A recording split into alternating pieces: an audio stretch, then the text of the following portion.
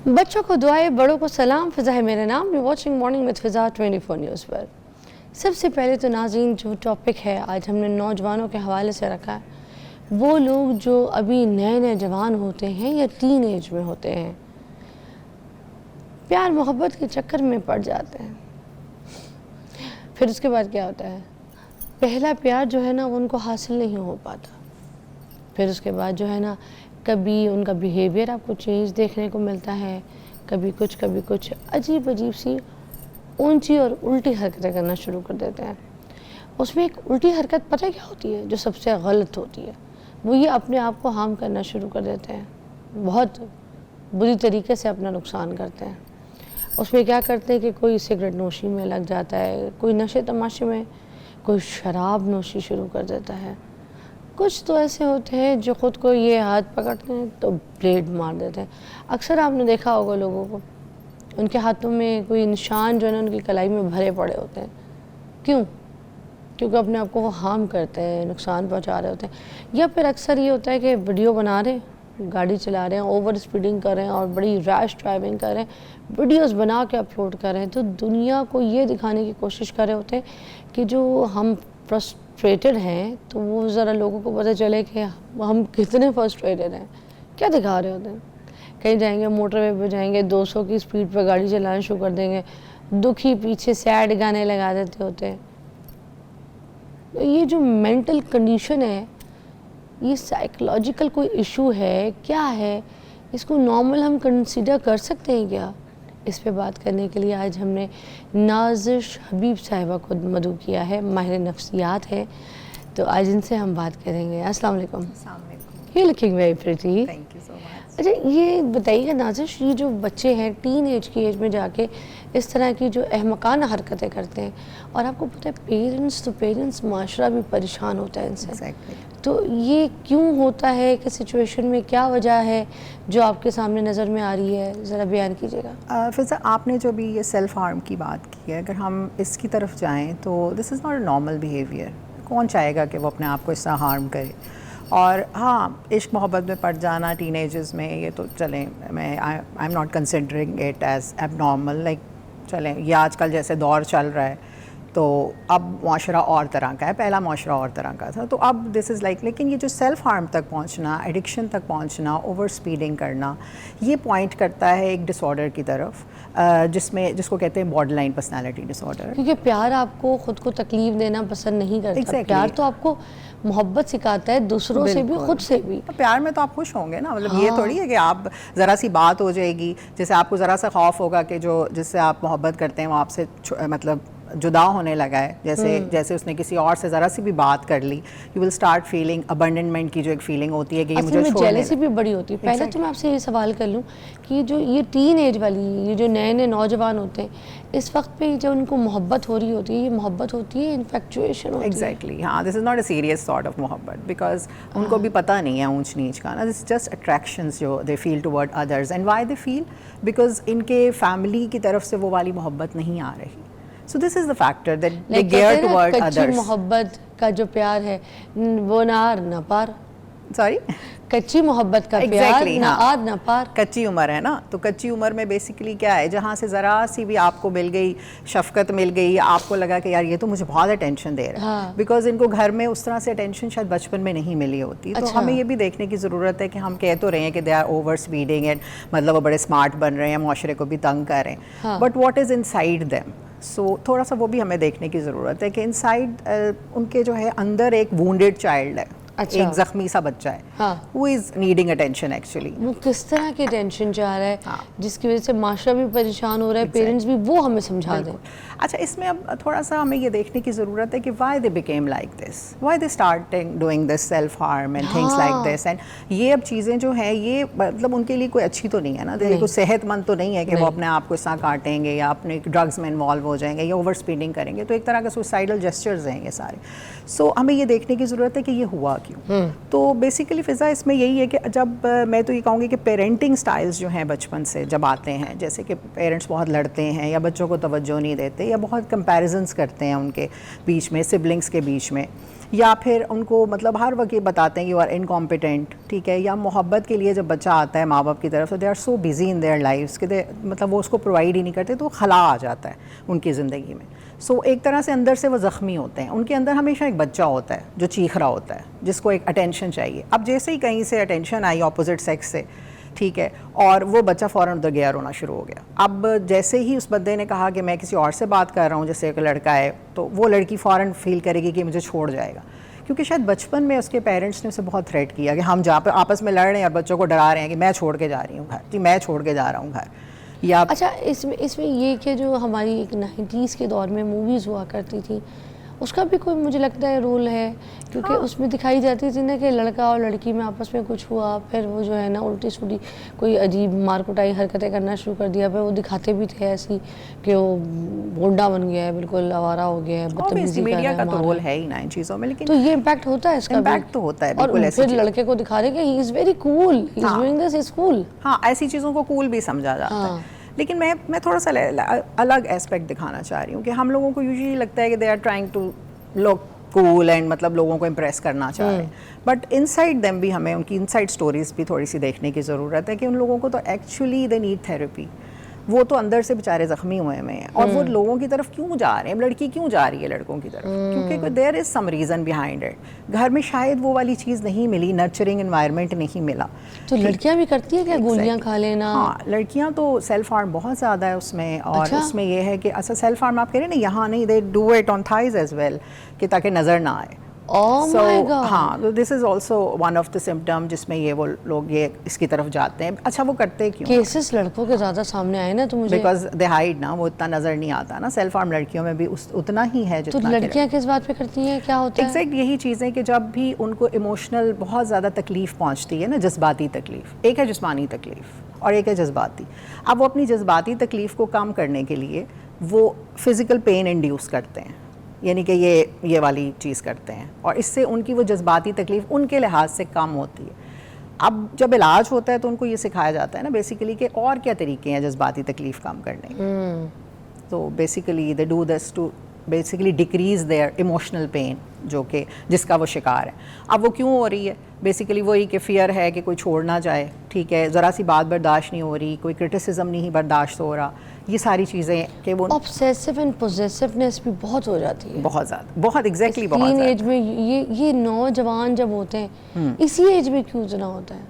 बस ये एज में हार्मोनल रश बहुत होता है। अच्छा, इस एज में आपके वो हार्मोन्स भी सारे वो मतलब आप बड़े हो रहे होते हो, वो उन स्टेजेस से भी गुजर रहे होते हो, और फिर आप एक ऐसी स्टेज से गुजर रहे होते हो जब आपको सारे कहते हैं कि तुम बड़े हो गए हो।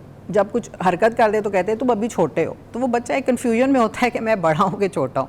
वो इंडिपेंडेंस और डिपेंडेंस क्राइसिस में आना शुरू हो जाता है। जो जवानी का नशा आप जिसे कहेंगे। हाँ। सना यूसुफ वाला जो केस था, वो जो लड़का था वो भी टीनेज में ही था, मतलब हाँ एग्जैक्टली, बिल्कुल तो ऐसे। वो जो हाइपर हुआ था और पागल हुआ था, और अपने आप को भी हार्म करने का उसने सोचा भी नहीं कि मैं खुद को क्या करूँगा, अगर मैंने ऐसी हरकत की तो मेरी ज़िंदगी का क्या होगा।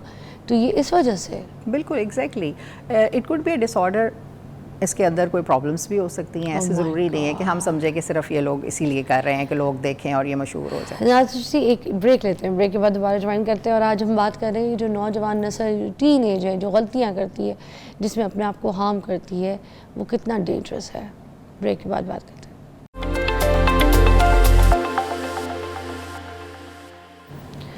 अच्छा, जो माहिर नफ्सियात आज हमने बुलाई, मैं उनके बारे में थोड़ा सा बता दूं कि इनका जो है ना 22 साल का एक्सपीरियंस है। तो आप ये अंदाज़ा लगा लें कि 22 साल के एक्सपीरियंस में इन्होंने कितने केसेस जो हैं वो डील किए होंगे, कितने केसेस इनकी नज़र से गुजरे होंगे, और अभी भी देख रही हैं। अभी भी ब्रेक में ये बता रही थी, आप किस तरीके से हैंडल करती हैं जब आपके पास इस तरह से केस आ जाए और ऐसे लोगों को आप देखें जो कि टीन एज भी हैं और इस तरह की अहमकाना हरकतें कर रहे हैं? अच्छा फ़िज़ा, थोड़ा सा मैं ये बताना चाहूँगी कि इनके इलाज के मतलब ही हम आ रहे हैं कि इनको कैसे डील किया जाए। सो दो तरह के इलाज हैं, एक है अद्वियाती इलाज जो साइकेट्रिस्ट करते हैं, और एक है नफ्सियाती इलाज जो माहिर नफ्सियात करते हैं, जैसे अच्छा। हम लोग हैं। अब साइकेट्रिस्ट जो है वो मेडिकेशंस की तरफ जाते हैं इनके लिए, वो भी ज़रूरी है जब ये बहुत सुसाइडल हो जाएं। लेकिन अगर छोटे मोटे कॉन्फ्लिक्ट्स हैं, एंगर इश्यूज़ आ रहे हैं, या फिर इस तरह की चीज़ें हैं, तो नफ्सियाती इलाज बहुत ज़रूरी है। चाहे उसकी मेडिकेशन ही क्यों ना चल रही हो, क्योंकि वो सारी उम्र का इलाज नहीं है, उसके डीप रूटेड कॉन्फ्लिक्ट्स हमने देखने हैं ना दवाइयों से ठीक होता है। एग्जैक्टली, दवाइयों से वक्ती तौर पे तो आराम उसको ज़रूर आएगा ना, कि जैसे उसको पैनिक अटैक्स आ रहे हैं या इस तरह की चीज़ें आ रही हैं कि उसे रिलैक्सन पर डालते हैं आप लोग? ये साइकेट्रिस्ट का डोमेन है कि वो लोग फिर इनको दवाइयाँ देते हैं, लेकिन हम क्या करते हैं, हम कोशिश करते हैं कि इनके जो ये वजहें बनी हैं, मतलब कॉजेज़ बनी हैं ऑब्वियसली, जो ट्रॉमाज हैं इनकी ज़िंदगी में जिसकी वजह से ये ऐसे बने, हम उन पे काम करें ताकि बीमारी की जड़ को ख़त्म किया जाए। तो माहिर नफ्सियात की जो प्रैक्टिस होती है वो ये होती है एग्जैक्टली। और वो जो डॉक्टर होते हैं वो पिल्स देते हैं, यानी दवाइयों की तरफ, वो दवाइयों से। एग्जैक्टली। लेकिन अब टीन एजेस हैं, हमें इन चीज़ों का सब ध्यान रखना है और इनको बहुत केयरफुली मेडिकेशंस भी देनी है कि बाद में ये ना हो कि इन्हीं मेडिकेशंस को ये लोग फिर बाद में अब्यूज़ करना शुरू कर दें। So we have to be very careful. So I think इनको थेरेपी की तरफ रेफर करना भी बहुत ज़रूरी है, जो आप लोग, हाँ एग्जैक्टली, ताकि इनके अच्छा, कॉन्फ्लिक्ट्स माँ बाप के बारे में भी पूछना चाहूँगी, उनका भी तो रोल प्ले होता है बहुत ही। आप लोग माँ बाप के साथ क्या डील करते हैं, क्या बात करते हैं, उनको बहुत ही खूबसूरत सवाल है ये और बहुत ज़रूरी सवाल है कि पहले तो जो पेरेंटिंग है ना वो ठीक होने की ज़रूरत है, कि जो बचपन में प्रॉब्लम्स हुई बच्चे इसलिए टीनेज में जाके ऐसी हरकतें शुरू करते हैं। अच्छा, अब ये है कि वो वक्त तो लेकिन गुजर गया, बिकॉज पेरेंट्स ने कौन सा पेरेंटिंग की ट्रेनिंग ली हुई थी, तो अब वहाँ के हम बिल्कुल कोशिश तो ज़्यादा हमारी फोकस पेशेंट पे ही होता है, क्योंकि उसने ज़िंदगी अब गुजारनी है, माँ बाप को करेक्ट नहीं करते रहना उसने। सो हाँ एग्जैक्टली, हम फिर ये करते हैं कि उन्हीं पे थेरेपी हम कोशिश करते हैं। पेरेंट्स को हम थोड़ा बहुत इन्वॉल्व ज़रूर करते हैं, लेकिन अब वक्त गुजर चुका, अब तो वो बचपन तो नहीं वापस आ सकता ना जो जहाँ पे प्रॉब्लम्स स्टार्ट हुई थी। तो हमारा ज़्यादा फोकस होगा कि हम पेशेंट को मजबूत करें, how to handle now things, situations, people around them, और वो अपने ऊपर फोकस करें और अपनी चीज़ें ठीक करें। इसके अलावा थेरेपी में हम लोग थोड़ा सा उनके जो ट्रॉमास हैं बचपन के, उस पर इमेजरी एक्सरसाइजेज उन्हें ज़रूर कराते हैं ताकि वो डायलॉग्स कर लें पेरेंट्स के साथ, जहाँ उन्हें लगा है कि वो थोड़ा सा ना, तो वो एक तसव्वुराती मश्क होती है, बड़ी इफ़ेक्टिव होती हैं ये तसव्वुराती मश्कें ना, जिन्हें इमेजरी एक्सरसाइजेज कहते हैं। उससे हम बचपन के ट्रॉमास को थोड़ा सा जो है प्रोसेस करते हैं उनके लिए, यानी कि उनकी इमोशनल प्रोसेसिंग करते हैं। जो जज्बाती कहना चाहिए ना, वो जम गए जज्बा, हम कहते हैं ना दिल बोझल है, दिल भारी है, हमारे दिल में ऐसा कुछ है, तकलीफ़ है अंदर हमें बहुत, वो चीज़ हल्की करने की कोशिश करते हैं इस तरह के काम से।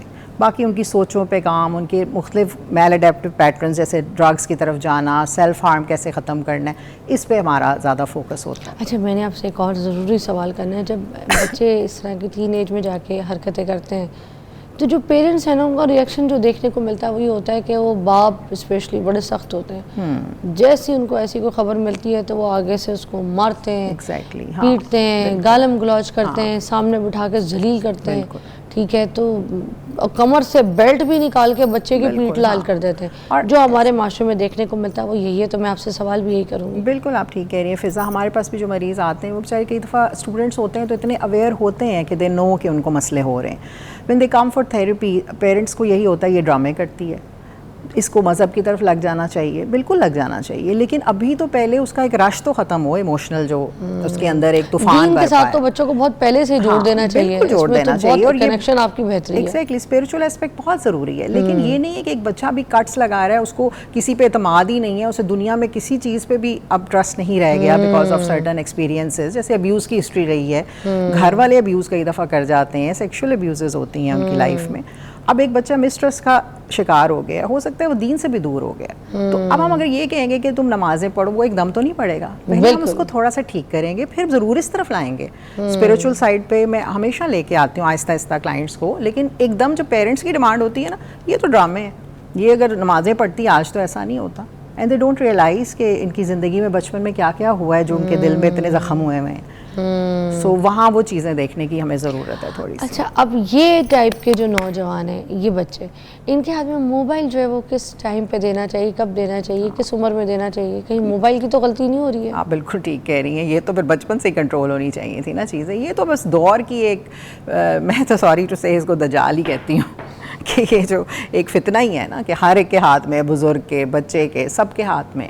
अब ये तो बचपन से ये कंट्रोलिंग होनी चाहिए कि हमने स्क्रीन टाइम कंट्रोल करना था उनका।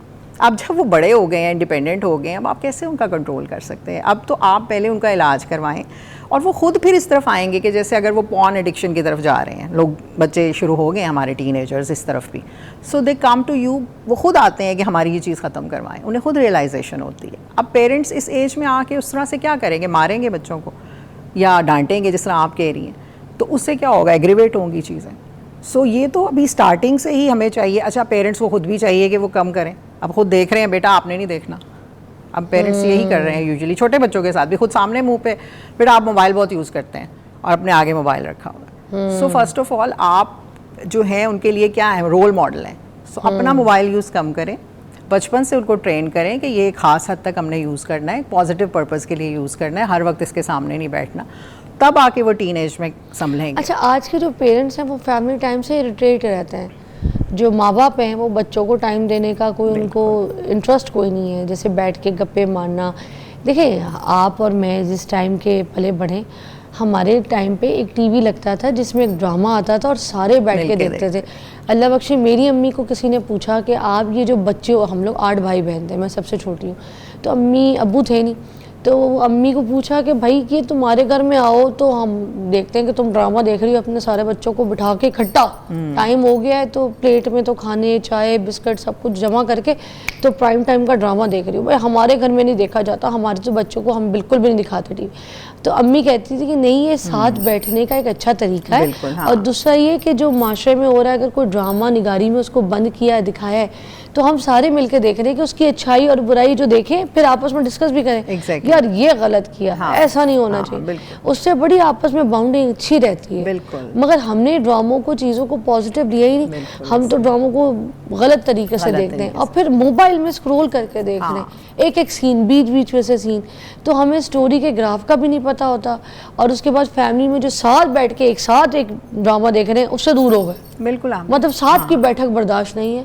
वो अपने कमरे में, वो अपने कमरे में, वो किचन में बैठ के देख रही है। रोटी पकाते हुए ड्रामा है ना सारी। बिल्कुल ऐसे ही है। आपने बहुत अच्छी बात की है कि ये जो पहले लोग थे ना, ये बड़े नेटेड थे, आपस में बैठना है, बात करनी है, बच्चों का समझ भी आनी है कि इसके जहन में क्या चल रहा है। एग्जैक्टली। और फिर वो हमें समझाती भी थी कि देखो बेटा ये गलत हो रहा है। अब वही ड्रामा हम अपनी सहेलियों के साथ देखते तो हमें हर चीज ठीक लग रही होती। ये पॉइंट है ना। तो अब ये मिसिंग है, फैमिली लाइफ नहीं रही। लोग पैसा कमाने की दौड़ में, ऑब्वियसली पेरेंट्स दोनों कमा रहे हैं, फिर जॉइंट फैमिलीज नहीं है। चलो कभी पेरेंट्स अवेलेबल ना हो तो दादा दादी का प्यार मिल जाता था, फूफो का प्यार मिल जाता है, खाला का मिल जाता था। अब वो सब मिसिंग है, सब मिसिंग। बच्चे अकेले हैं। एक और पॉइंट अभी बात करते करते दिमाग में आया, आपने देखा होगा सोशल मीडिया पे कुछ जो बच्चियां हैं टीन एज की, जैसी वो जवान होती है, तो उनको जो है ना कुछ ऐप्स यूज़ करने के लिए दे दी जाती है, जिसमें टिकटॉक हो गया और दूसरे हो गए। टिकटॉक लाइव पे भी वो छोटी छोटी बच्चियाँ आ रही हैं और बेचारी अच्छे अच्छे घरों की हैं। ये नहीं है कि मैं कहूँगी हर कोई, हर घराना अच्छा बुरा ये हम नहीं जज कर सकते। ठीक है, ये हमारी हरकतें हमारे घराने को ख़राब कर देती हैं। तो कहने का मतलब ये कि अब मैं देखती हूँ कि टीन एज की लड़कियाँ आपस में सहेलियाँ ग्रुप बनाती हैं। अब मैं टीन एज हूँ, आप टीन एज हैं, हम लोगों ने प्लान बनाया यार उसको भी लेके जाना, उसको भी लेके जाना है, और टिकट कटवाया, पेरेंट्स से पैसे लिए और मुल्क से बाहर चले गए, थाईलैंड चले गए, उधर चले गए। अब लड़कियाँ जा रही हैं, थोड़े से वल्गर कपड़े भी होते हैं, कुछ स्लीवलेस होते हैं, कोई बैकलेस होते हैं, कुछ स्कर्ट्स होती हैं, टाइट पैंट्स होते हैं, छोटी छोटे पैंट के ऊपर। तो वो सारी लड़कियां आपस में वीडियो सेल्फीज जो है ना वो बना रही हैं, अपने अपने अकाउंटों को टैग कर रही हैं, शेयर कर रही हैं। तो वो जो एक चीज़ है जिसमें हम अपने पेरेंट्स के साथ मुल्क से बाहर जाते थे, घूमते थे टीन एज वाली एज में, और उसके बाद जब हम जवान होते तो हम अपनी शादी हो जाए तो फिर मियाँ के साथ जाते एग्जैक्टली, या भाई बहनों के साथ ट्रिप है, मगर हम किसी सहेलियों के साथ मुल्क से बाहर का ट्रिप नहीं करते। आज के पेरेंट्स कैसे अलाउ कर रहे हैं अपनी बच्चियों को? पर ये तो फिर उनको पता है ना, बाद में फिर वो गिला करेंगे। देखिए, अब हमने खुद अपनी बाउंड्रीज सेट करनी है ना, अपने कल्चर देखना है, हमारे नॉर्म्स क्या हैं, उस हिसाब से चलना है। और अगर हम अपने नॉर्म्स से जितना निकलेंगे, हम लोग एशियंस हैं, हम वेस्ट को उस तरह फॉलो नहीं कर सकते, और जब करते हैं तो फिर हमें तकलीफ़ होती है अंदर से। हम लोग अंदर से भी हिलते हैं, हमारी स्पिरिचुअलिटी भी हिलती है, सब कुछ होता है। तो यहाँ पे पेरेंट्स को चाहिए कि वो फिर इस चीज़ पे, इस यहाँ पे मुनासिब, बजाय कि बच्चे की हर चीज़ पे कंट्रोल करने के, वहाँ करें जहाँ ज़रूरत है कंट्रोल करने की, जहाँ पे आराम। आप उससे पहले फिर ज़रूरत है कि आपकी बॉन्डिंग कितनी अच्छी है पेरेंट्स के साथ। अब ये जैसे आपने बात की कि आप लोग इकट्ठे मिल के ड्रामा देखते थे, आपकी एक बॉन्डिंग थी अपनी अम्मी के साथ, जो उन्होंने मना करना है आपको पता है कि ये माँ ठीक कह रही है, क्योंकि एक वक्त गुजारा हुआ है। आज के दौर में मादर पिदर आज़ाद वाली बात है ना, कि माँ इधर बाप इधर, बच्चे आज़ाद, बच्चे फिर अपना कर रहे हैं, मीडिया उन्हें इंडिपेंडेंट कर रहा है, सब कुछ ऐसे ही। ये टिकटॉक ये सब जो हमारे सामने चल रहा है, बच्चे अब यही समझ रहे हैं कि हम अपने मालिक खुद हैं, क्योंकि दौर ऐसा आ गया ना इस दौर में। अच्छा, एक और बड़ी अच्छी, मैं यहाँ पे ज़रूर एक पॉइंट रेस करना, क्योंकि पेरेंट्स को चाहिए कि इस दौर में बच्चों के फ्रेंड्स बन जाएं, ये बहुत ज़रूरी है। कंट्रोल नहीं आप कर सकते, दोस्ताना सा माहौल रखें ताकि वो आपसे आके हर चीज़ शेयर करें, आप कम से कम पता हो कि ये क्या होने लगा है इसके साथ, या ये क्या कर रही है, और फिर आप आहिस्ता आहिस्ता उस चीज़ की तरफ से उसको हटाएं। आप एकदम नहीं कर सकते क्योंकि ये बच्चा जो है बागी हो जाएगा आपका, आप उसके साथ दोस्ती रखें। थैंक यू सो मच नाज़िश जी, बहुत अच्छी तरीके से आपने हमसे बात की, समझाया प्यार मोहब्बत में।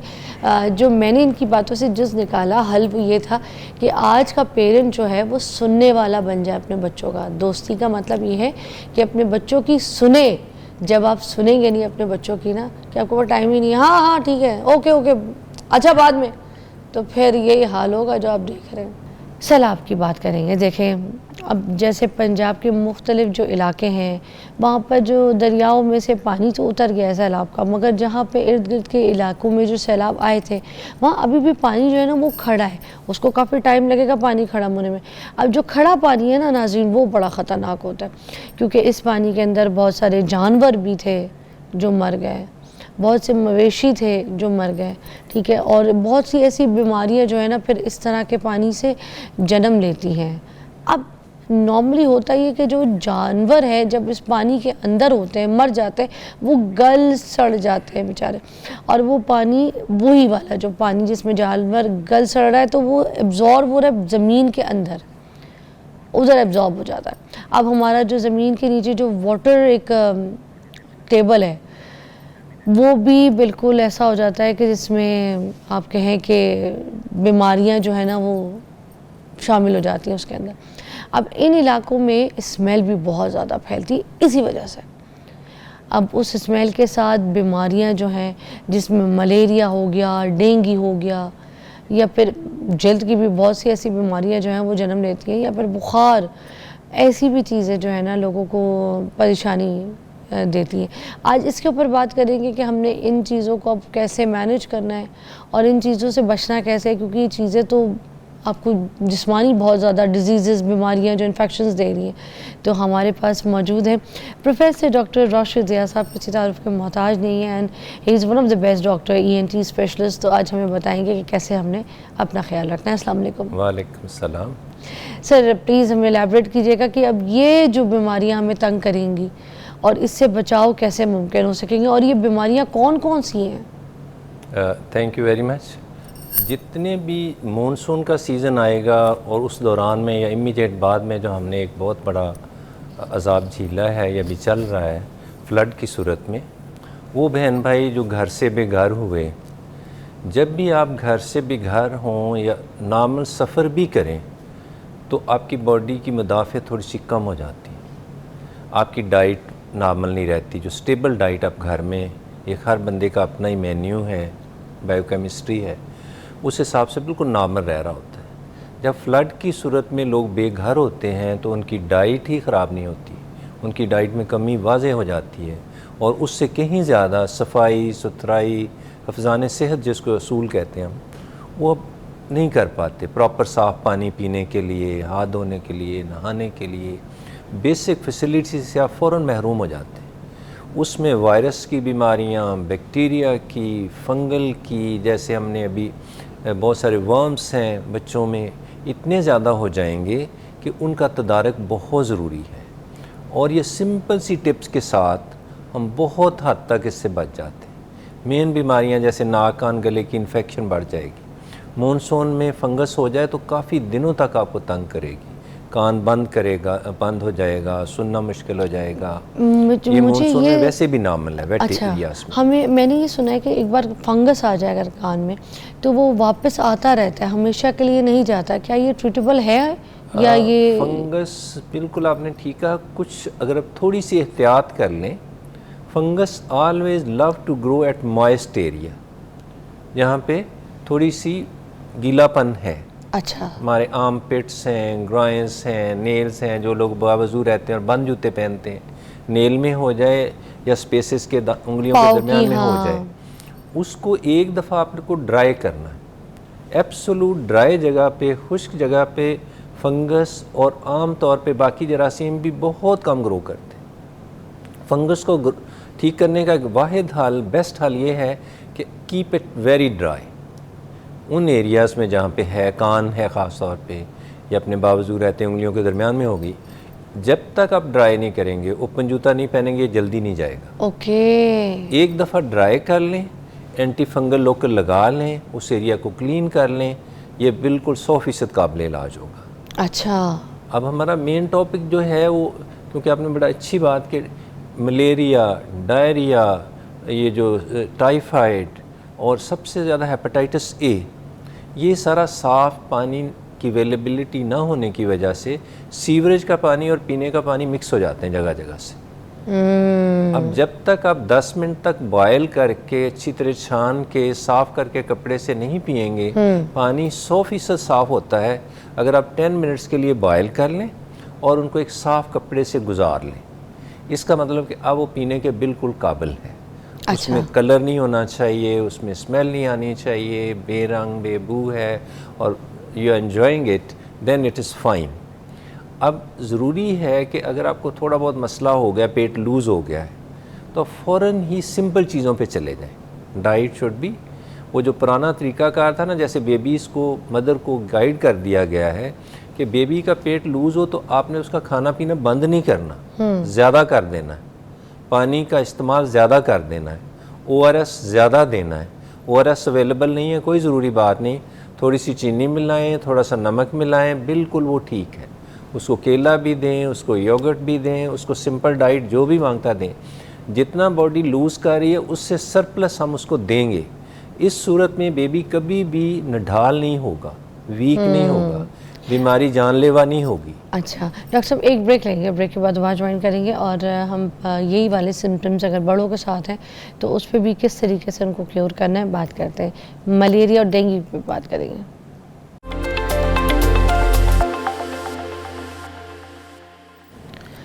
डॉक्टर ज़िया हमारे साथ मौजूद हैं, ENT स्पेशलिस्ट हैं, और ये भी बताइएगा साथ में कि ये जो डेंगू है तो साफ़ पानी में आता है और मलेरिया गंदे पानी से, ठीक है ना, उससे जो बीमारियां पैदा हो रही हैं उनका भी बचाव, उस पर भी डिस्कस कर लीजिएगा और कौन कौन सी बीमारियां उससे निकल रही हैं। बीमारियां स्किन की, नाक कान गले की, जो भी हिफ़्ज़ाने सेहत में कमी की वजह से होते हैं, इनका बहुत ज़्यादा इंसिडेंस बढ़ जाता है।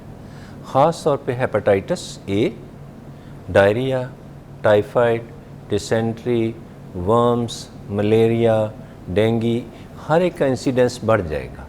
तो डेंगू का तो कहते हैं ना कि साफ़ पानी में आता है, ये तो गंदे पानी से नहीं हो रहा। पानी साफ़ है, जो भी पानी ठहरा रहता है कुछ देर के लिए, वो चंद ड्रॉप भी काफ़ी है। यहाँ तो साफ़ पानी भी है, दरमियान में अभी भी स्प्रिंकलिंग हो रही है, आज जो रात गुजरी है इसमें भी फोरकास्टिंग थी, अभी मानसून का छोटा सा स्पेल शायद आ सकता है। अच्छा। इसलिए जहाँ भी पानी ठहरा है, पानी ठहरा नहीं होना चाहिए। घरों में तो बिल्कुल, घरों की सराउंडिंग में तो हम केयर कर सकते हैं, उससे इंसिडेंस बहुत कम हो जाएगा। लेकिन पानी को साफ़ सुथरा हो तो पिएं, उसी से हैंड वाश करें, खाने से पहले हाथ ज़रूर धोएं। पानी अगर साफ़ सुथरे पे शक है तो ज़रूर उसको बॉयल कर लें। 10 मिनट्स अच्छी तरह बॉयल करने से पानी बिल्कुल जर्म फ्री हो जाता है। तो चंद बेसिक चीज़ों का, राह चीज़ें ना खाएं, जहाँ पे भी चीज़ें थोड़ी सी आपको शक पड़ रहा है, धोई नहीं है, साफ़ सरे बाज़ार पड़ी हुई चीज़ें हैं, जूसेस हैं बाज़ार के, ट्राई टू अवॉइड। ये सेहत के एब्सोल्युटली मुनाफी हैं, हेल्दी नहीं है। अब इनके पास तो फैसिलिटीज़ अभी है नहीं कि बॉयल करें, तो फिर बेघर हैं आपके सामने, उनके पास तो छत भी नहीं है, चारपाइयों पे सो रहे हैं, कुछ बिल्कुल ऐसे ना कोई कैंपिंग में अपना गुजारा कर रहे हैं, तो अब ये क्या करें? देखिए, ये तो एक इंसानी अलमिया है। जब ये ऐसी चीज़ें, एक तो हमें बिफोर हैंड बहुत सारी इसकी ऑर्नामेंट्स अरेंजमेंट करनी चाहिए, लेकिन अब गवर्नमेंट इज़ डूइंग वंडरफुल, लेकिन सारा गवर्नमेंट पे नहीं। जैसे मदीना लोग पहुँचे तो लोगों ने सब कुछ खोल दिया। हम लोग बहुत अच्छे हैं, लेकिन this is the right time. Al Khidmat is doing wonderful job in the Pakistan and outside the Pakistan. हर बंदे में अब दस्तार एदी एक छुपा हुआ है। हमें दिल खोल के इनकी हेल्प करनी चाहिए। जहाँ जहाँ भी अवेलेबिलिटी है, एक्सेसिबिलिटी है, हम रीच कर सकते हैं। आउटरीच प्रोग्राम होने चाहिए ताकि इन लोगों को चंद दिनों में इंशाल्लाह ये मसला ख़त्म हो जाना है। लेकिन इन लोगों को दोबारा से रीहैब करने के लिए, best of the best facility देने के लिए, अभी गवर्नमेंट ने बहुत कुछ किया और बहुत कुछ करना बाकी है, ताकि एक सिंगल पर्सन भी पाकिस्तानी है जो हमारे पास है, उसकी हमने एक्स्ट्रा केयर करनी है लाइक ए मदर। उसको जो हो सकता है डेफिनेटली करेंगे, लेकिन नॉलेज सबसे बड़ी पावर है। जो बंदा भी डिस्प्लेस्ड है साफ़ सुथरी चीज़ खाएगा, ऐसे नहीं है कि बिल्कुल जहाँ शेड एरियाज़ हैं वहाँ पे पानी साफ़ अवेलेबल होगा, उनके आसपास होगा, उनके पास बहुत सारे लोग हेल्पिंग हैंड मौजूद होंगे। तो ये जो आज हम बात भी कर रहे हैं, इस इल्म को कि हमने पानी को साफ़ सुथरा ही पीना, हम ऐसा पानी पिए जिससे कल हमें मसला हो जाए, खुदा न खास्ता ऐसे हो गया है और किसी को ऐसे अलामात आ रही हैं, पेट लूज़ हो रहा है, फौरी तौर पे आप पानी को पीना कम ना करें, साफ़ सुथरा पानी ज़्यादा पिएं, ORS लें, सिंपल डाइट लें, आप अपने टेस्ट फ्लेवर की लें, जो आपको अच्छी लगती है वो लें, जो भी अवेलेबल है, लेकिन it should be properly boiled. Pots, बर्तन सादा से सादा होने चाहिए। नाज़रीन, जहाँ पर हम सैलाब की बात कर रहे हैं वहाँ पर एक रिक्वेस्ट और अपील भी करना चाहूँगी मैं आप लोग सबसे कि देखें, वहाँ पर जो सैलाब है, लोगों के पास रिहाइश नहीं है, लोगों के पास छत नहीं है, उनकी अगर आपने हेल्प करनी है तो उनको मच्छरदानियाँ जो होती है ना वो प्लीज़ प्रोवाइड करें, वहाँ पहुँचाएँ, वहाँ पे साफ़ पानी वो पहुँचाएँ, मॉस्किटो रिपेलेंट जो होते हैं ना वो आप वहाँ पे पहुँचाएँ। उनके पास इन चीज़ों की शदीद ज़रूरत है।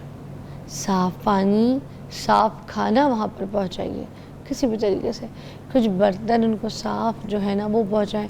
अब देखिए, मैं आपसे अपील इसलिए कर रही हूँ कि सब कुछ गवर्नमेंट नहीं कर सकती, कुछ आवाम का भी तो काम है, कुछ शहरी का भी तो काम है, कुछ आप लोग जो इर्द गिर्द के लोग हैं, आपके इलाके जो ऐसे मुतासर हुए हैं, उनका भी तो काम है। वो लोग जिनके छत अभी उनके सर पे है, उनके घर हैं, उनको अपने करीबी जो आपके साथ ऐसे लोग देखने को मिलते हैं उनको अपने घरों में लेके आएँ, उनको शेल्टर दें। ये आप लोगों की बड़ी आजमाइश का वक्त है। आप लोग आंख ना बंद करें या खुदारा ये ना कहें कि हम बच गए। अच्छा, और आपको पता है सिर्फ ये उनके लिए आजमाइश नहीं, जो इर्द गिर्द के लोग हैं, पास हैं, जहाँ पे मुतासरीन हैं, ये हम सब के लिए आजमाइश का वक्त है। तो आप सबसे अपील करूँगी कि इस तरह से ज़रा बढ़ चढ़ कर हिस्सा लें।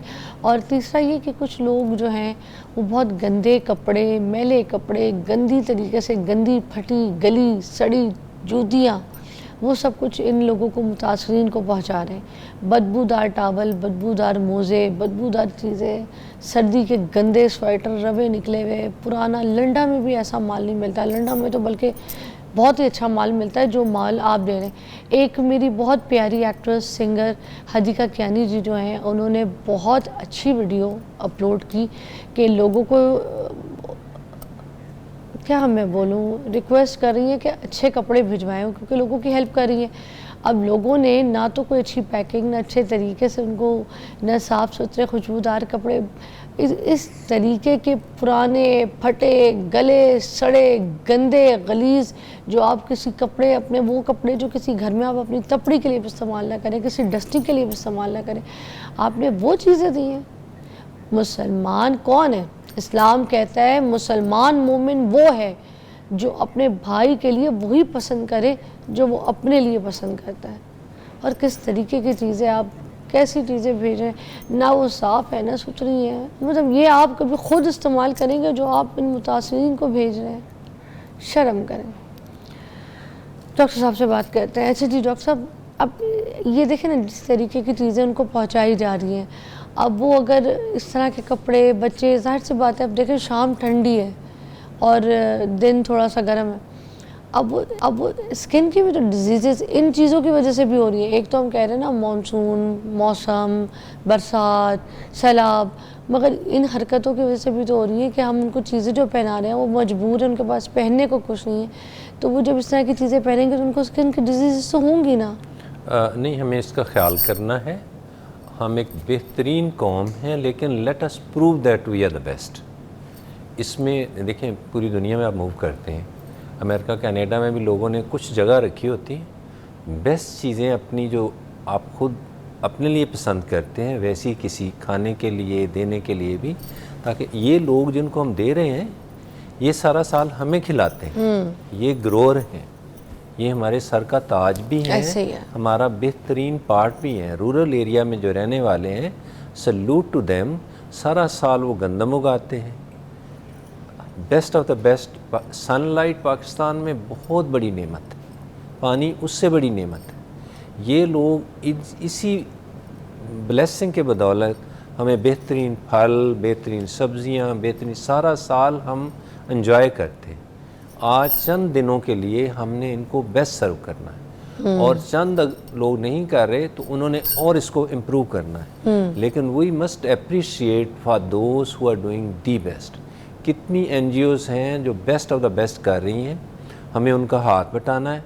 हर बंदा कुछ ना कुछ डोनेट करे, दिल खोल के करे, तो मैं आपको गारंटी दे रहा हूँ कि फोर्टनाइट में हर बंदे तक हर चीज़ सरप्लस पहुँच जाएगी। ये इतना बड़ा भी मसला नहीं है।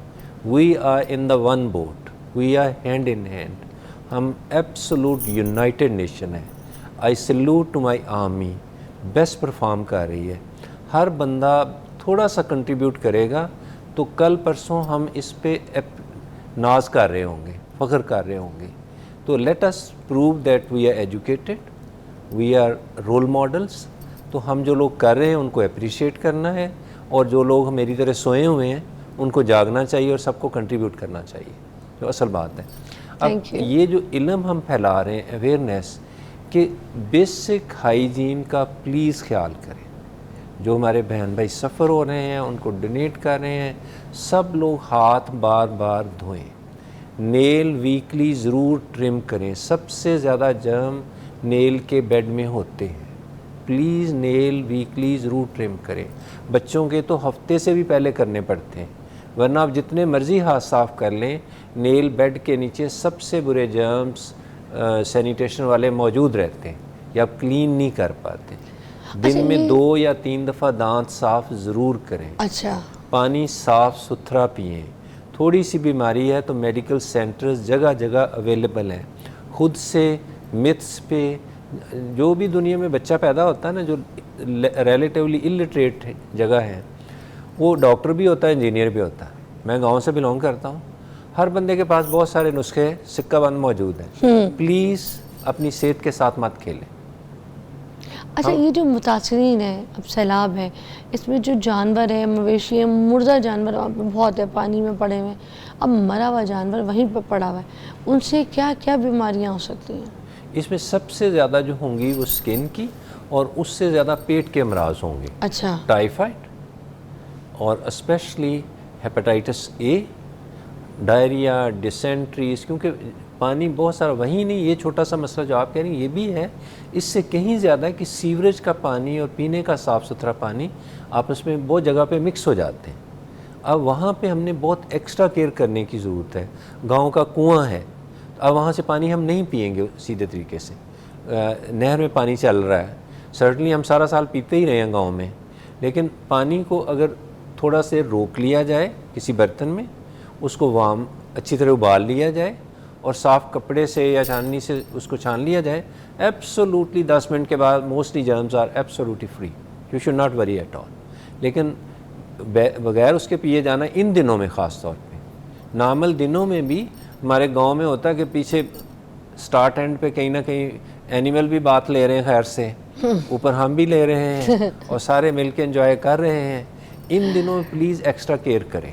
अच्छा, अब इस पानी के अंदर सांप बिच्छू भी तो होते होंगे ना? नहीं, नो, उनसे अगर कोई ये बग वगैरह कोई ये चीज़ें अगर काट ले, कैसे बचे? सर्टनली आपने ठीक कहा है, स्नेक बाइट का इंसिडेंस बहुत बढ़ जाता है। इंजरीज, कितने लोग बेचारे जिनकी जान गई, कितने लोग इंजरीज का शिकार हुए, कितने ड्रोनिंग हुई। तो ये बेसिक सी चीज़ें तो इंसानों को आनी ही चाहिए। हाँ, अब ये इनमें से कोई चीज़ काट ले, अब हम इन दिनों में क्या करें? ये नहीं सिखाएंगे कि हर बंदे को गांव में रहते हुए, मर्द है औरत है, स्विमिंग थोड़ी सी आनी चाहिए। जो मैंने गांव में सीखी थी, मुझे आज भी हर तरह की जगह पे मैं स्विम कर सकता हूँ, जो मैंने गांव की नहर से सीखी। हर बंदे को स्विम आना चाहिए, उससे आपकी लाइफ आसानी से बच जाती है। वाकई आपने गांव की नहर से सीखी? हर किसी को स्विम आनी चाहिए। आपने कौन से गांव से, कहाँ से सीखी? ये हरुणाबाद है, डिस्ट्रिक्ट बहावलनगर। अच्छा, तो हमारे गांव के बिल्कुल साथ नहर थी। हाँ। तो बच्चे तो 3-4 साल की एज से दे स्टार्ट एंजॉइंग। पहले छोटे से खाले से फिर आप नहर में चले जाते हैं। तो this is perhaps the best enjoyment. वाह। और शहरों में देखें कि ज़बरदस्त पूल हैं, क्लोरीनेटेड हैं। तो हम तो सी में भी कभी जाते हैं तो 2-3 लोग भी उतरे तो हम तो बिल्कुल easily we can swim nicely and go back. मैंने तो मोस्ट ऑफ द जो प्लेसेस जहाँ पे क्रूज डिनर होता है I can swim very easily. तो ये वास्ट मेजॉरिटी को आती है। It's best enjoyment. स्पेशली देखें एल्डरली लोगों को जिनको जोड़ों का मसला है उनको कहते हैं नॉन वेट बीरिंग करें। स्पाइन का मसला है नॉन वेट बीरिंग करें। स्विमिंग से इजी तो कोई काम नहीं दुनिया में। और पानी में खुद अल्लाह मियां ने इतनी एबिलिटी रखी है, इट एक्टिवेट्स यू। आप कीप स्विमिंग, आपका स्टेमिना बढ़ता जाएगा। और अगर हम घर बैठे रहें, आप कंफर्ट जोन से प्लीज़ निकलें, अपने कंबल से बाहर निकलें। आपके best of the best room जो है उसमें ही सारी लाइफ नहीं है। जितने आप सीडेंट्री रहते हैं उतने बीमार भी रहते हैं। अब पूरी दुनिया में वास्ट मेजॉरिटी लोगों का विटामिन डी कम है, इसलिए कि हम सनलाइट जो अर्ली मॉर्निंग है चंद घंटे सिर्फ सनलाइट को एक्सपोज हो जाए, 45 मिनट ही एक्सपोज हो जाए सनलाइट से, अक्सर आपकी विटामिन डी पूरी हो जाएगी। लेकिन हमें अप्रिशिएट करना है उन लोगों को who are doing wonderful job for the flood sufferers. हमें अब और डॉक्टर साहब ये कंट्रीब्यूट जो करना है। अगर ये वाला मसला हो रहा है कि किसी को सांप बिच्छू या बग ने काट लिया, अब ये पानी की वजह से, अब टांग में काट लिया कहीं, पहला फर्स्ट एड क्या होना चाहिए? स्नेक बाइट हुआ है तो प्लीज़ इमीडिएटली आप नज़दीक रेंज सेंटर में जाएं। वो आपको एक दफ़ा असेस करेगा। ये बात याद रखनी चाहिए कि फोबिया बहुत ज़्यादा होता है स्नेक बाइट का, लेकिन मेजॉरिटी स्नेक्स जो हमें बार बार एजुकेट किया गया है नॉन वेनमस होते हैं, ख़तरनाक नहीं होते, उनमें जहर नहीं होता। लेकिन ख़ुद से डिसाइड नहीं करना, आपने एक डॉक्टर से असेस करवाना है। उसमें 2-3 किस्म के मेनली वेनमस स्नेक हैं, वो डिसाइड करके अकॉर्डिंगली ज़रूरत है तो वैक्सीन लगाई जाएगी। वो आलमोस्ट 100% बचाता है। जितनी जल्दी पहुंचेंगे उतना ही अच्छा है। उस एरिया को थोड़ा सा बांध लें, इतना ज़ोर से ना बांधे को नीला हो जाए। ठीक, कभी ऐसा भी होता है कि जी बाइट हुई है और आपने उसको बांधा और उसको इतनी 6 घंटे से आ रहे हैं उसको बिल्कुल ही ब्लैक कर दिया, ये तो आपने उल्टा नुकसान कर दिया। इसलिए नज़दीक तरीन सेंटर में किसी क्वालिफाइड MBBS डॉक्टर को दिखाएं, वो आपको बेस्ट फर्स्ट एड दे देंगे वहीं पे और आपकी लाइफ 100% बच जाएगी। Thank you so much doctor Zia. आज का टॉपिक जो था वो आपके लिए ही ख़ास डिज़ाइन किया था। इसमें बहुत से मैसेजेस थे, बहुत सी एहतियात थी और बहुत से प्रिकॉशंस जो हैं आपको बताए गए। अपना ख़ास ख्याल रखिए। एक ब्रेक के बाद मिलते हैं।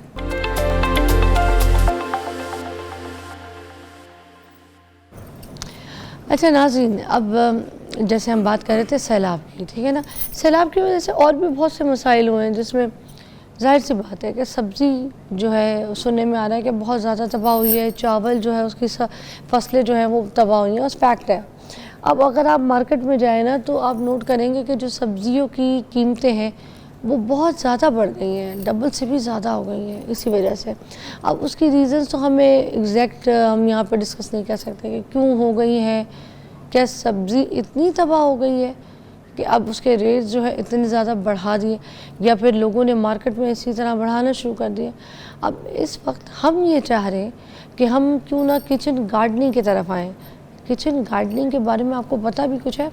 इसमें होता ही है कि आप अपने लॉन में, अपनी छत पे, या आप अपने कहीं पे भी किचन में या किसी जगह पे आप अपने कोई फल या फ्रूट जो है ना वो उगाएं, ठीक है।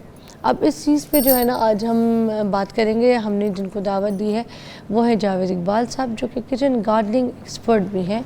आज इनसे हम सीखेंगे भी और पूछेंगे और ये सारी डिटेल्स आप तक भी बताएंगे कि अगर आपने अपने घर में ये चीज़ें उगानी है तो किस तरीके से मुमकिन है। अस्सलाम वालेकुम। वालेकुम अस्सलाम, बहुत शुक्रिया जी। अच्छा जी, आप सबसे पहले तो ये बताइएगा कि किचन गार्डनिंग होती क्या है, क्योंकि आम देखने वाले को तो ये किचन गार्डनिंग के नाम से समझ कुछ नहीं आ रहा।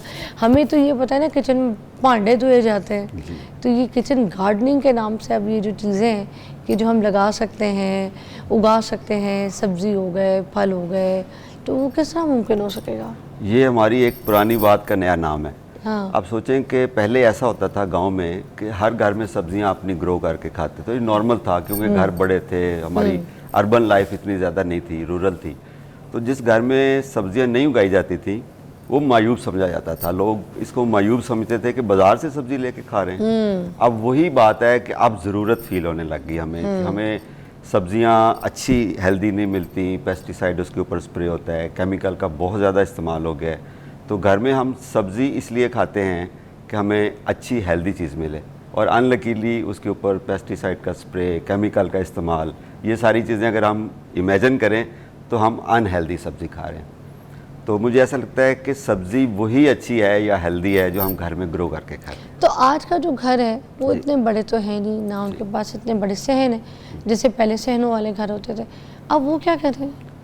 अगर आपके पास 5 मरले का घर है ना और उसकी छत आपको अवेलेबल है, तो उस 5 मरले के घर के अंदर जितने अफराद रह रहे हैं वो अपनी छत पे अपनी सब्जियां ग्रो करके खा सकते हैं। छत पे इट्स ग्रो हो वेरी जाएगी? इजी, बिल्कुल इट्स वेरी इजी। देखें, हमें क्यारियों का इशू होता है, साए का इशू होता है कि नीचे अगर क्यारियां हैं भी तो आपको धूप अवेलेबल नहीं है, तो आपको रूफ टॉप अवेलेबल है। आजकल इतने अच्छे डिवाइस आ गए हैं, ये आप देखिए मैं साथ लेकर आया हूँ, ये ग्रो बैग है। अब इसका वेट 100 ग्राम भी नहीं है और इसके अंदर कोई तकरीबन 50 किलो मिट्टी डल जाती है, और इसके अंदर आप तमाम मौसम सरमा की और मौसम गर्मा की सब्जियां कैसे लगा खोल के सकते हैं। दिखाएं? जी मैं आपको दिखाता हूँ। अब ये देखें, इट्स अ कंप्लीट पॉट, ये देखिए, इसके अंदर उगाया इसके जाएगा? अंदर मिट्टी डालेंगे और तमाम सब्जियां लगा देंगे। अच्छा, मैं देख सकती हूँ एक जी बार? प्लीज। ये किस मटेरियल का होता है? ये एक फैब्रिक है, बेसिकली नॉन वोवन फैब्रिक है। ये जो हमारी अच्छा। पेट बॉटल्स होती हैं, हाँ। उसका धागा बनता है और नॉन वोवन ये बना हुआ है। अच्छा। और इसकी अपनी लाइफ जो है वो 8 से 10 साल है। हाँ, ओ, और इसके अंदर से पानी नहीं लीक होगा? पानी नहीं लीक होता, ये वाटर रेजिस्टेंट हो जाता है। जब इसके अंदर मिट्टी को पानी लगता है ना, हाँ। तो ये वाटर रेजिस्टेंट हो जाता है। अच्छा, इसके अंदर चला जाएगा सारा मट्टी, खाद, एवरीथिंग, ठीक है? जी बिल्कुल। उसके बाद फिर हम इसके अंदर वही जैसे बीज लगाते हैं जी। पनीरी जो बनाते हैं वो वैसे करेंगे, ठीक है ना? अब पहले तो हमें मिट्टी के बारे में बात करते हैं। मिट्टी के बारे में लोगों को नहीं पता होता, क्योंकि मिट्टी के अंदर तो रेत भी होती है ना? और कोई ऐसी चिकनी मिट्टी लेकर आए, कौन सी मिट्टी चाहिए होती है? डिफरेंट पौधों के लिए अलग अलग मिट्टी की ज़रूरत होती है। तो हमें वो बता दें कि इंडोर प्लांटिंग के लिए, सब्जियों के लिए हमें कौन सी मिट्टी दरकार है? हम इसको सिंप्लीफाई करते हैं। मिट्टी के अंदर 3 खसूसियात होनी चाहिए, वेल ड्रेनिंग हो, रिच हो और सॉफ्ट हो। अच्छा। अब इसका मतलब ये है कि उसके अंदर इतने न्यूट्रिएंट्स हों जो उस पौधे को या बीज को उगने के लिए काफ़ी हों। जब उसकी रूट्स निकलें, नरम नाजुक रूट्स होती हैं, तो वो इजीली ग्रो कर सकें। और अच्छा। वेल ड्रेनिंग का मतलब यह है कि उसके अंदर पानी रुके नहीं, चिकनी ना हो। अच्छा। यानी कि पानी अगर लेट से, अब ये पौधा आपके सामने पड़ा है तो इसकी जो रूट्स हैं वो नीचे हैं, अगर मिट्टी सख्त होगी तो पानी नीचे तक नहीं जाएगा। हम अपेरेंटली डेली पानी डाल रहे होंगे, लेकिन रूट्स को पानी नहीं मिल रहा जिससे उसने लेके ग्रो करना है। अच्छा, ये भी इंडोर प्लांट है? जी, ये भी इंडोर प्लांट है। तो ये खसूसियात 3 मिट्टी के अंदर कैसे हमें मिल सकती हैं? Simple organic matter. अच्छा, जी ये हाँ। आर्टिफिशियल क्यों लग रहा है? नहीं, ये रियल है, आर्टिफिशियल नहीं है। इतना खूबसूरत पौधा है कि आपको देखने में ऐसा लग रहा है। इसका क्या नाम है? इसका नाम है China doll. China doll? China doll. और ये it is one of the best indoor plants. अच्छा, और ये आराम से चल जाता है, ख़राब नहीं आप होता? अपने बेडरूम में रखें, आप अपने ऑफिस में रखें, लाउंज में रखें, ये इसी तरह हरा भरा हो। देखिए कितने शाइनी इसके लीव्स हैं। हाँ, मेरा दिल कर रहा है कि फ़ौरन इसको अपने कमरे में लगा लूँ। जी बिल्कुल। इतनी शाइन, इतनी खूबसूरत, इतना प्यारा, हर एक के कमरे में होना चाहिए, हर एक के घर में, लाउंज में, बिल्कुल होना चाहिए। किचन की भी जगह पे, कहीं पे भी जहाँ स्पेस आपको मिलती है, ये लगाना चाहिए। इससे हमें मिलता क्या है? कुछ इसके और ऐसे फ़वाइद हैं तो वो भी साथ साथ बता दें। देखिए सबसे बड़ी सिर्फ चीज़ तो ये ब्यूटी है कि पर्पस है हमें, या सबसे बड़ी चीज़ तो ये है कि हमें ऑक्सीजन देते हैं। ऑक्सीजन? ठीक अगर है। आप अपना पौधा रख के या उगा के उसकी ऑक्सीजन नहीं ले रहे, इसका मतलब आप किसी के लगाए हुए पौधे की ऑक्सीजन चोरी करके जिंदा है। अच्छा, ऑक्सीजन भी चोरियाँ होती हैं हम जो करते सिंपल हैं? सी बात है। पहली बार देखें, बताइए बात मुझे। रिसर्च ये कहती है कि हर इंसान को जितनी ऑक्सीजन चाहिए ना, 2 बिग साइज के दरख्त, जिस तरह आम का दरख्त होता है या जामुन का दरख्त होता है या शीशम का, इस साइज के 2 दरख्त एक इंसान को चाहिए ऑक्सीजन के लिए। और अगर आपने या मैंने अपनी ज़िंदगी में ये 2 दरख्त नहीं लगाए तो हम चोरी करके जिंदा हैं ऑक्सीजन किसी के लगाए हुए दरख्तों पे। ऐसे ही है। अच्छा। उसके अलावा आप देखें, आप ये पौधा पड़ा हुआ है तो it is point of discussion for us, हमें अच्छा लगेगा, माहौल चेंज कर देता है। अच्छा, उसके बाद ये है कि जब आप पौधा रखते हैं ना तो आप बेसिकली नेचर के साथ कनेक्ट हो जाते हैं, और नेचर के साथ कनेक्टिविटी क्या है, आपकी थॉट्स जो स्प्लिट होती हैं उसको फोकस कर देता है। तो दैट मीन्स कि आपका स्ट्रेस और डिप्रेशन खत्म। जब से ब्रेक के बाद मज़ीद और एलैबोरेट करेंगे, कुछ ट्रिक्स भी बता दीजिएगा जिससे हमारी सब्जियां फले फूले। अच्छा, प्लांट को जो पानी देना है उसका सबसे एक इम्पॉर्टेंट प्रोसेस है, वो तरीका बता दें कि हमने पानी कब कब डालना है। जो इंडोर प्लांट्स हैं उनका हमें समझ नहीं आता पानी हम कब डालें।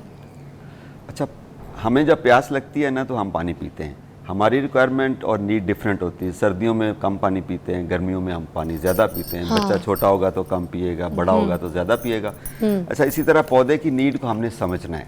उसकी नीड को कैसे समझ, दो हमें सिम्टम्स बताएगा पौधा या तो उसका पानी जब ख़त्म होगा तो वो अपने पत्तों को थोड़ा सा मुरझा देगा, हमें पता चल जाएगा कि ये पानी मांग रहा है अभी। दूसरा, हमें विजुअली पता चल जाएगा कि इसकी मिट्टी खुश्क हो गई है, तो हम उसको पानी डाल देंगे इंटेलिजेंटली। अच्छा, कितना डालना है? जिस तरह माँ बच्चे को देख के, छोटा बच्चा जो बोल नहीं सकता तो उसके चेहरे को देख के पहचान जाती है ना कि इसको पानी चाहिए।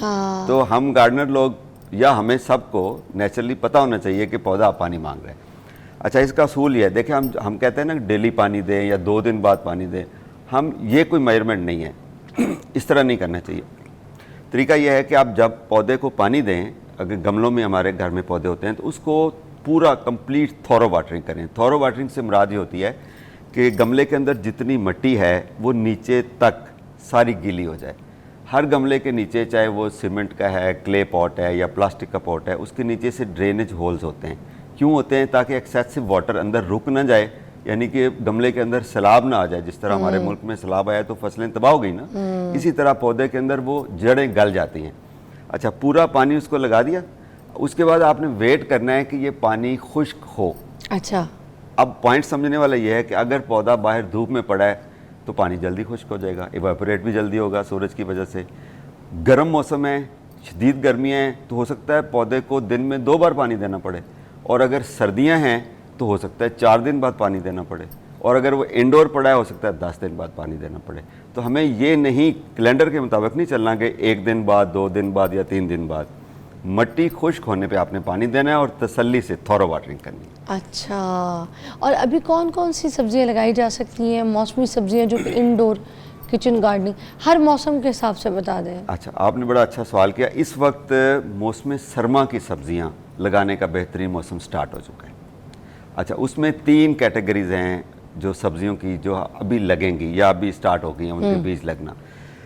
पहली कैटेगरी है वो सब्जियां जिनके हम पत्ते खाते हैं, उसमें पालक, मेथी, धनिया, पार्सले, सेलरी, आइसबर्ग, लेटस, ये वो हैं जिनकी हम पत्ते खाते हैं। दूसरी वो वेजिटेबल्स हैं जिनको रूट वेजिटेबल्स कहते हैं, जिस तरह गाजर है, मूली, शलजम, बीटरूट, आलू, ये जो है ये वो सब्जियां हैं जो अभी लग सकती हैं। तीसरी वो कैटेगरी है जिनके हम फल या फूल खाते हैं, जिस तरह ब्रोकली है, कॉलीफ्लावर है, फूल गोभी है, बंद गोभी है, या टोमेटोज़ हैं, एग प्लांट है जिसको हम बैंगन कहते हैं, और ये सारी वो सब्जियां, हरी मिर्चें हैं, कैप्सिकम है, ये वो सारी सब्जियां हैं जिनको हम इस मौसम में लगा के पूरी सर्दियां उनका फल खा सकते हैं। और गर्मियों के हवाले से भी बता दीजिए। अच्छा, गर्मियों में जितनी बेलों वाली सब्जियां हैं वो लगती हैं। हमारे यहाँ पाकिस्तान में 2 मौसम हैं सब्जियां लगाने के। एक आजकल सितंबर अक्टूबर, यानी पहले अगस्त होता था, अब क्लाइमेट चेंज की वजह से हम सितंबर अक्टूबर कहते हैं। अब पनीरियाँ लगती हैं। हाँ जी। और दूसरा फरवरी मार्च में आगे चूँकि गर्मियाँ आनी होती हैं तो उस वक्त हमें गर्मियों की सब्जियां लगाते हैं, जिसमें कद्दू, करेला, तोरी, भिंडी तोरी, खीरा, ये बेलों वाली सब्जी। मगर सुनिए, तुरई की बेल तो बहुत ज़्यादा लंबी होती है, तो अगर हम घर में इंडोर प्लांटिंग ही करते हैं और लगाते हैं और तुरई की बेल फैल जाए फिर क्या करेंगे हम? तो उसको ऐसी जगह पर प्लांट करें जहाँ पर स्पेस हो उसके फैलने की। अच्छा, फैलेगी तो फल देगी वो। हाँ, मगर फैलती बहुत है। हाँ जी, फैलती बहुत। कद्दू की, तुरई की, सारी बेलें फैलती हैं। मुझे याद है कि मैं नई लाहौर शिफ्ट हुई थी तो मैंने तुरई की बेल लगाई थी अपने गार्डन में ना। तो मैं कराची चली गई तो मुझे वहाँ से यहाँ लाहौर से फ़ोन आना शुरू हो गया, नेबर्स के, लोगों के, DHA ऑफिस से कि भाई सिक्योरिटी ऑफिस है कि आप आएँ तो ये बेल उतारें, तो तारों के ऊपर चढ़ गई हैं, तो दीवारों को चढ़ गई हैं, नेबरों को चढ़ गई हैं, तो आप आएँ, ये आके अपनी बेल जो है ना काटें। तो इतनी फैलती है जी तो ऐसे बस उसको ज़रा प्लान करके लगाना होता है। अगर आप घर में प्रॉपर किचन गार्डन बना लें हाँ। तो फिर आप उसको कंट्रोल कर सकते आपने हैं। लगाई है तुरई जी में? बिल्कुल लगाई होती है, सही है, सारी बेहतरीन। वाह।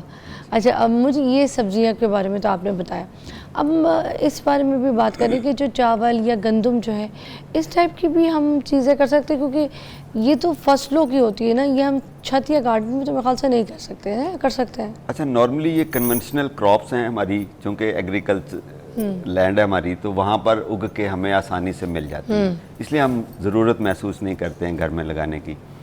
लेकिन ऐसा नहीं है कि आप नहीं लगा सकते हैं, आप गमलों के अंदर भी आप उसके गंदम के बीज डाल दें तो उग जाएंगे। चावल के भी घर में आपकी क्यारी हम है, डाल सकते हैं? उसके अंदर बिल्कुल आप तो अपने प्रोडक्शन इतनी होगी? थोड़ी होगी नेचुरली, उसको थोड़ी स्पेस, अगर आपके घर में स्पेस है, कोई 1 कनाल जगह है, तो आप सारी अपनी उगा सकते हैं अपने घर की। ब्रेक के बाद आते हैं।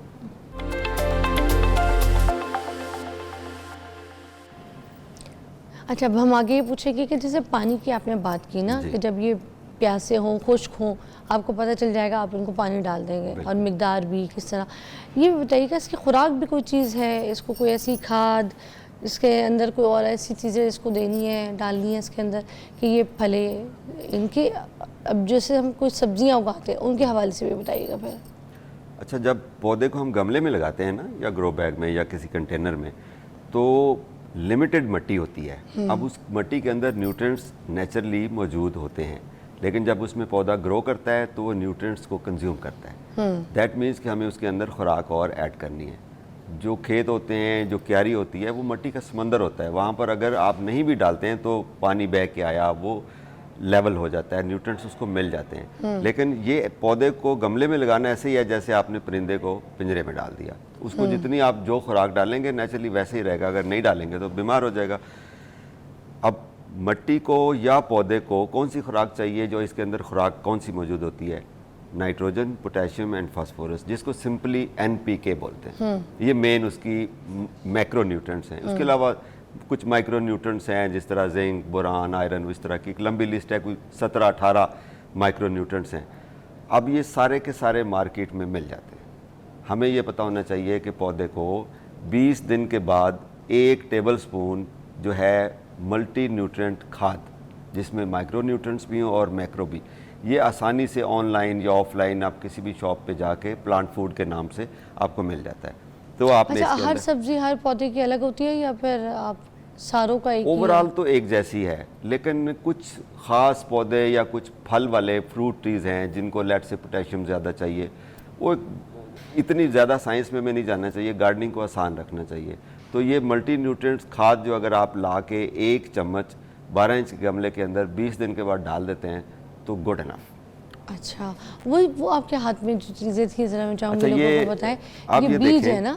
आप ये देखिए कि ये मेरे पास है धनिया का सीड है, चेरी टोमेटो है, पालक है, ये हरी मिर्च का है। अब इस एक पैकेट की अगर लेट से प्राइस 150 रुपये है या 120 रुपये है। हाँ। अब इस टमाटर के पैकेट के अंदर 20 सीड्स हैं। हाँ। और 20 सीड्स का मतलब है अगर आप अनजान या सक्सेसफुली नहीं ग्रो कर सकते, आपके 10 पौधे भी निकल आते हैं, एक पौधे के ऊपर आपको 1 किलो टमाटर भी मिल जाते हैं। दैट मीन्स कि आप देखें कि 120 रुपये में या 150 में आपको कितने टमाटर मिल रहे हैं। और दूसरा प्लस, इस पैकेट को खोलने से लेके बीज लगाने तक, फिर उसको पानी डालने तक, फिर उसकी हार्वेस्ट लेके उसको किचन तक या आपकी टेबल, डाइनिंग टेबल तक लेके जाने में जो आप इन्वॉल्व हो गए हैं और जो आपका अच्छा टाइम गुजरा है, क्वालिटी टाइम, वो अलग। अच्छा, ये जो एक जो पैकेट है जिसमें ये सीड्स वगैरह आते हैं, जिसमें आप अच्छी तरीके से जो है अपने घर पे ये सारी गार्डनिंग कर सकते हैं, तो इसकी ये कॉस्ट क्या होती है? जो इसकी खुराक होती है जो आप डालते हैं इसको, अच्छी खाद वगैरह, उसकी कॉस्ट क्या होती है? हम कैलकुलेशन में नहीं जाते हैं, मैं आपको इतना बताता हूँ कि सेहत जो इसके बदले में आपको मिलेगी ना, वो तो उसकी कीमत ही नहीं है। उसकी कीमत ही नहीं है। वो ऑर्गेनिक सब्जी आप अपने हाथ से ग्रो करके, जब कोई सास वो ग्रो करती है ना, सासें हमारे घर में ज़रा बुजुर्ग होती हैं, और लेट से कि आप उसको लगा दें कि जी आप किचन गार्डनिंग कर लें, जिस दिन वो धनिया काट के कहेगी ना, बहू ये डालो हांडी में, तो बहू कहेगी कि इसकी खुशबू ही अपनी अलग है, तो पैसे पूरे हो जाएंगे। बाकी जितने हम इस पे पैसे लगाते हैं 10 गुना हमें ये रिवार्ड ज़्यादा देते हैं। अच्छा देखिए, अगर किचन गार्डनिंग हम करें तो कीड़े मकोड़े भी आ जाते हैं, छत पे अगर करें तो भी आते हैं? कीड़े मकोड़े भी इसी नेचर का हिस्सा हैं, वो आते हैं, आएंगे भी। सिंपल ये है, बल्कि मैं आपके तवज्जो से सबको ये रिक्वेस्ट करूँगा कि अगर घर में आपने प्लांट्स, सब्जियाँ या ऑर्नामेंटल प्लांट्स या फूल भी लगाए हुए हैं, जहर स्प्रे ना करें, क्योंकि जहर का कुछ हिस्सा आपके हिस्से में ज़रूर आएगा। क्या मतलब? नहीं समझ। मतलब हम बाजार से पेस्टिसाइड ला के कीड़े मकोड़े मारने के लिए जहर स्प्रे करते हैं। हाँ एक कॉन्सेप्ट ये है कि जो आपके घर में कीड़ा मकोड़ा है उसको मार दें, हाँ जहर स्प्रे करके। हाँ। दूसरा कॉन्सेप्ट ये है कि आप उसको भगा दें कि भाई आप हमारे लॉन को, हमारे गार्डन को ख़राब ना करें, कहीं और चले जाएं, आप उनको रिपेल कर दें। They are very essential part of this nature, हमारे इकोसिस्टम का हिस्सा हैं। अगर हम सारे कीड़ों को मार देंगे तो डिज़ास्टर हो जाएगा, ऐसा नहीं करना चाहिए। अच्छा, कोई पत्ता जैसे डैमेज हो रहा है, ख़राब हो रहा है, पीला हो रहा है, या वो खुद ही सूख के ना ऐसे, आपको पता है जी। तो आधा पीस हो जाता है पत्ते का इनॉलर, क्या वो कैंची से काटा जा सकता है? काटा जा सकता और काटना है तो किस जगह से, उसकी डाल से या उसको जहाँ से ख़राब जैसे हुआ है आपका- बस आधा पत्ता काट दें? जैसे आपका दिल चाहे हाफ भी काट हाफ सकते भी हैं? काट सकते वो मज़ीद ख़राब तो नहीं आप उस करेगा? पत्ते को उतार भी देंगे तो डाय निकल आएंगे। वाह, सुनिए कितना अच्छा टॉपिक नेचर था इज़ आज वेरी का। मुझे ब्यूटीफुल, बड़ी मासूम सी है मासूम नेचर। मुझे आज की चीज़ें बहुत अच्छी लगी, मुझे अच्छा लगा ये टॉपिक इलेबरेट करवा के आपसे। तो देखिए, मैंने तो कोशिश की कि मैं आप लोगों को नेचर के साथ जोड़ूं, इसलिए मैंने, हमारे मेहमान भी मधु की है, बहुत नॉलेज आपको मिल चुकी होगी। आज ही अपना ये जो इंडोर किचन प्लांटिंग है ये शुरू करें, ठीक है, और अपने घर में अपनी ऑर्गेनिक सब्जियां लगाएं, छत पे स्पेस बना लें, सहन में बना लें, जहां आपको मिलती है इसको शुरू करें और नेचर और हेल्थ के साथ जुड़ जाएं। थैंक यू सो मच, बहुत शुक्रिया। बहुत बहुत शुक्रिया। आपसे मिलते हैं मंडे को।